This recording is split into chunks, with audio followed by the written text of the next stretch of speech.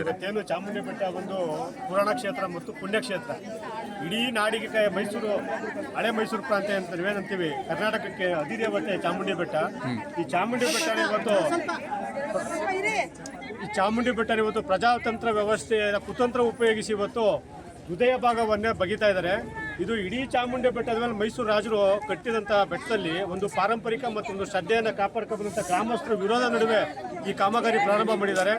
ಇಲ್ಲಿ ಒಂದು ಪುಣ್ಯಕ್ಷೇತ್ರದಲ್ಲಿ ಒಂದು ಪಾರಂಪರಿಕತೆ ಕಾಪಾಡ್ಕೊಂಡು ಬಂದಿದ್ದ ಗ್ರಾಮಸ್ಥರು, ಆ ಗ್ರಾಮಸ್ಥದ ವಿರೋಧ ನಡುವೆ ಇವತ್ತು ಕಾಮಗಾರಿ ಪ್ರಾರಂಭ ಮಾಡಿ ದೇವಸ್ಥಾನ ಸುತ್ತ ಬರುವಂಥ ಉತ್ಸವ ಕೂಡ ಅಡ್ಡಿಯಾಗೋ ರೀತಿಯಾದ ಕಾಮಗಾರಿ ನಡೆಸ್ತಾ ಇದ್ದಾರೆ. ಸಾಲದಕ್ಕೆ ಈ ದೇವಸ್ಥಾನ ಸುಪರ್ದಿ ಸ್ಟೇಟ್ ಆರ್ಕಿಯಾಲಜಿ ಸೇರಿದೆ. ಇವತ್ತು ಸ್ಟೇಟ್ ಆರ್ಕಿಯಾಲಜಿ ಇಂಜಿನಿಯರ್ಗೆ ಫೋನ್ ಮಾಡಿದ್ವಿ, ಸ್ಟೇಟ್ ಆರ್ಕಿಯಾಲಜಿ ಅಧಿಕಾರಿಗಳಿಗೆ ಫೋನ್ ಮಾಡಿದ್ವಿ. ಯಾರೂ ಕೂಡ NOC ಪಡೆದಿಲ್ಲ ಅಂತ ಹೇಳ್ತಾರೆ, ಯಾರೂ ಸ್ಥಳಕ್ಕೆ ಬರ್ತಾ ಇಲ್ಲ.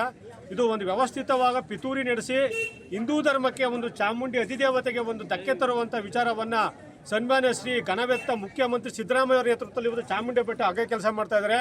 ಇವತ್ತು ಚಾಮುಂಡಿ ಬೆಟ್ಟ ತಾಯಿ ಮಡಿಲಾಗ್ದವ್ರೆ, ನಾಳೆ ಅವ್ರ ಮನೆಯನ್ನ ಖಂಡಿತ ತಾಯಿ ಅಗದೆ ಆಗಿತ್ತಾಳೆ, ಅವ್ರ ವಂಶ ನಿರ್ವಂಶ ಮಾಡೇ ಮಾಡ್ತಾಳೆ.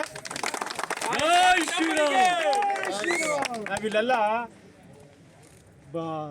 ಸಣ್ಣ ಪುಟ್ಟ ವ್ಯಾಪಾರ ಮಾಡಿ ಯಾವುದೇ ರೀತಿಯಾದ ಐಷಾರಾಮಿ ಕಟ್ಟಡಗಳು ಕಟ್ತೇನೆ ನಾವಿಲ್ಲಿ ವ್ಯಾಪಾರ ಮಾಡ್ಕೊಂಡು ಬಂದಂಥ ಭಕ್ತಾದಿಗಳಿಗೆ ತೊಂದರೆ ಕೊಟ್ಕೊಂಡು ಈಗ ಮಾಡ್ತಾರೆ. ಈ ಕೆಲಸ ನಿಜವಾಗ್ಲೂ ಒಂದು ನಾಡಿಗೆ ಕಂಟಕ ಅಂತ ಹೇಳ್ತೀವಿ. ಇದನ್ನ ರಾಜ್ಯಾದ್ಯಂತ ಚಾಮುಂಡಿ ಭಕ್ತಾದಿಗಳು ಹಿಂದೂ ಧರ್ಮದ ಎಲ್ಲ ಬಂಧುಗಳು ಹಿತೈಷಿಗಳು ನೋಡಿ ಕೂಡಲೇ ಚಾಮುಂಡಿ ಬೆಟ್ಟದ ಗ್ರಾಮಸ್ಥ ನೆರವಿಗೆ ಬರಬೇಕು. ಹಾಗೂ ತಾಯಿ ಚಾಮುಂಡಿಗೆ ನಾವೇನು ಹೋಮ ಹವನ ಅರ್ಚನೆ ಮಾಡಿ ಸೇವೆ ಸಲ್ಲಿಸ್ತೀವಿ, ಸ್ಟೇಟಸ್ ಕೈ ಮುಗಿತೀವಿ, ಅದೆಲ್ಲ ಮುಖ್ಯ.